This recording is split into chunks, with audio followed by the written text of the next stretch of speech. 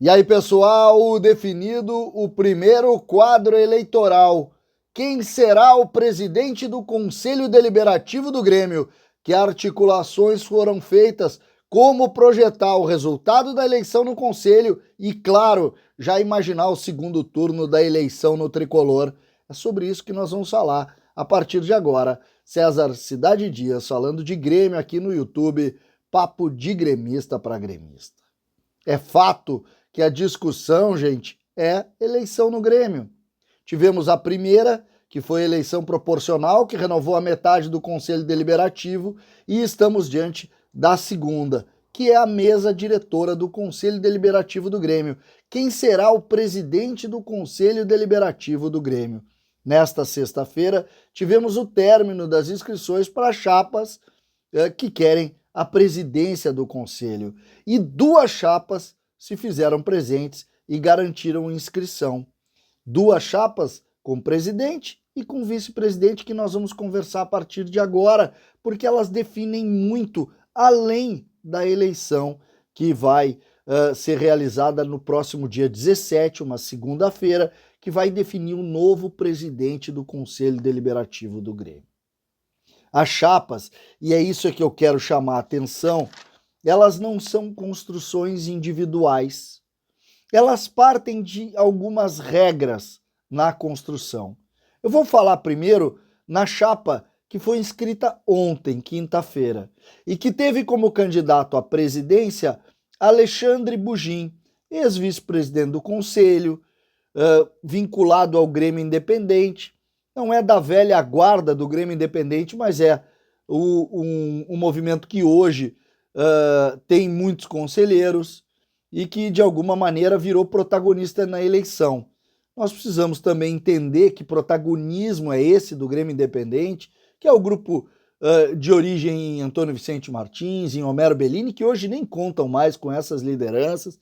Teve também José César Simões, que foi uma liderança importante. Hoje essas pessoas não participam mais da vida política do Grêmio, mas o MGI continua sendo uma espécie de protagonismo. Foi gestão durante muito tempo, com o Bugin, inclusive, apoiando as ações de Romildo Bolzan, e de um ano para cá se desvinculou da gestão Romildo Bolzan e agora apresenta, junto com Roger Fischer, que é advogado, que entrou no conselho agora e que, apoiado por Darley, já assume uma responsabilidade de ser candidato a um cargo na presidência e vice do conselho. Portanto, Alexandre Bugin, do grupo D, do Grêmio Independente, que apoia Alberto Guerra, e também Roger Fischer, que é do grupo do Darley e que também apoia Alberto Guerra, ou em princípio pode apoiar Alberto Guerra, mas que para a eleição da mesa diretora do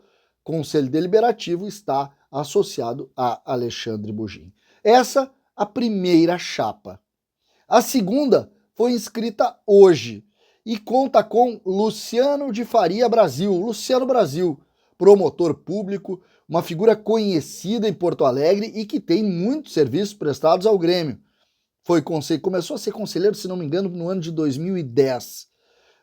Oriundo do Grêmio Novo, hoje faz parte de outro movimento político e tem vida própria dentro do conselho. Foi secretário do conselho lá em 2010, depois esteve em comissão de assuntos estatutários até 2016, participou da reforma estatutária do Grêmio, é uma figura muito querida por todos, tem muitos amigos no conselho, é, como eu disse, promotor público, atua há muitos anos nisso, é uma grande figura. Só eu, particularmente, até para mim, graças a Deus, eu não estou mais no conselho, porque os dois são meus amigos, o Bugin e o Brasil. O Brasil, inclusive, com relações muito próximas, assim, da minha família. Eu gosto demais do Brasil. Uma grande figura, um grande gremista, assim como o Bugin também.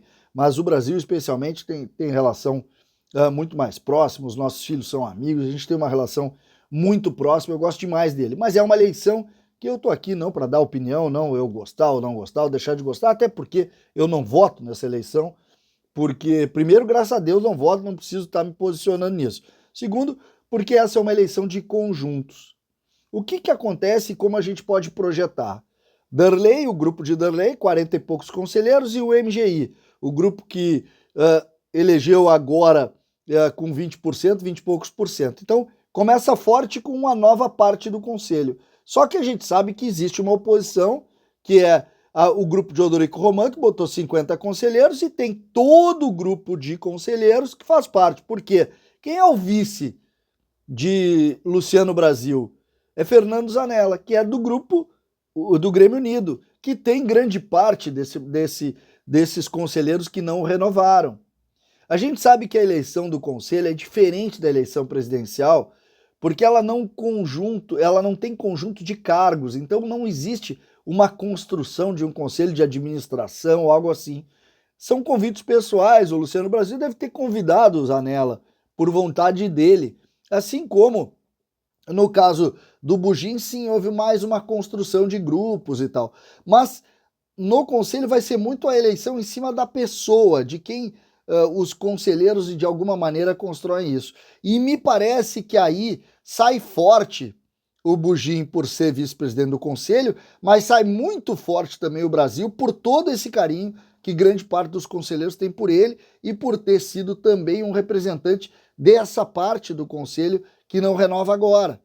Então, eu vejo uma eleição parelha, mas uma eleição diferente da eleição que nós vamos ver no pátio, a eleição de primeiro turno dentro do conselho mesmo, lá no início de novembro. Essa aqui é uma eleição muito mais pessoal, e aí a gente pode aí discutir favoritismo de um lado.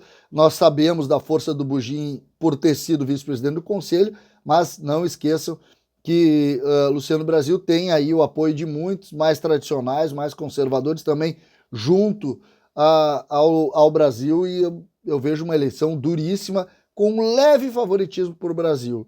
Se eu fosse dizer, e aí César, quem tu acha que ganha? Eu acho que o Brasil ganha a eleição. Eu acho que o Luciano Brasil ganha a eleição, mas também não sei como é que vai ser essa leve construção, tem que olhar como vai, o que está pensando também o presidente Romildo, que tem grande influência nesses conselheiros que lá estão, que não renovaram agora.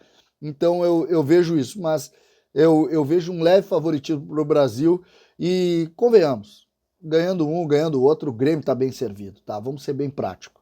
Essa é uma eleição que o Grêmio ganha, quem ganha é o Grêmio com ela, porque nós temos duas chapas que vão, esses 4 nomes são nomes que agregam qualidade ao debate, qualidade à discussão e vão ser muito corretos no trato das coisas do Grêmio. Então, só para a gente posicionar, fiz questão de trazer aqui, porque essa é uma eleição do dia 17, nós vamos fazer a cobertura dessa eleição lá, nesse pool que nós estamos montando, o canal do CCD com a Rádio Pachola, nós vamos fazer conteúdos conjuntos. Começamos na segunda-feira já a fazer a Noite de Grêmio com a entrevista de Alberto Guerra e vamos fazer também a eleição do Conselho na outra segunda-feira e depois, no dia 24, vamos entrevistar também o Odorico Roman em um pool, né? O canal do CCD e a Rádio Pachola vamos transmitir juntos esses 3 eventos. Primeiro, na segunda que vem, uma entrevista com o Alberto Guerra. Depois, no dia 17, a eleição da mesa diretora do Conselho Deliberativo, entre as chapas que eu citei agora. E depois, no dia 24, uma entrevista com o Odorico Roman, os 2 candidatos à presidência do Grêmio. Se Carlos Galia também confirmar isso, a gente também vai montar uma entrevista com Carlos Galia, já que não está ainda confirmada a candidatura dele. César Cidade Dias, falando de Grêmio aqui no YouTube.